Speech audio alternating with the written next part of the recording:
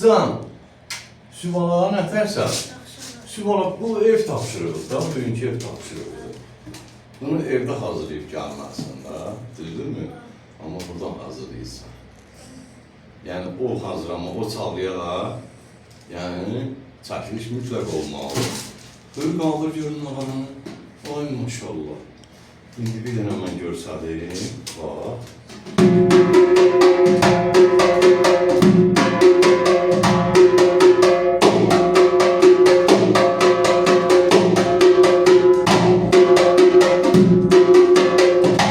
Buyur.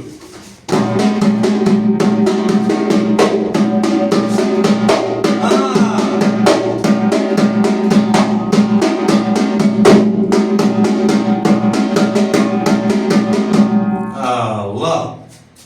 Budur, bax, elə bala mənim gəndə budur. Ay maşallah, bax, sol əllə, sağ əllə, hamısı yerindən. İndi bir dənə sadə trimolun özünü ver.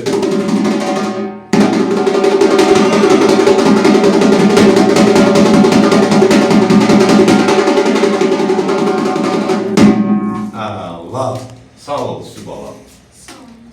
Görülən işlər budur, göz qulağındadır. Eldəniz mənim yaşayış Gəncə şəhər iş yerimizdən yolçular Mədəniyyət Sarayının qapısı xalqın bağlarının ucuna çıxdı. Biz hazırlıq qəbul edək. Nəyi biliriksə də özünə tələbə qoydun oluna.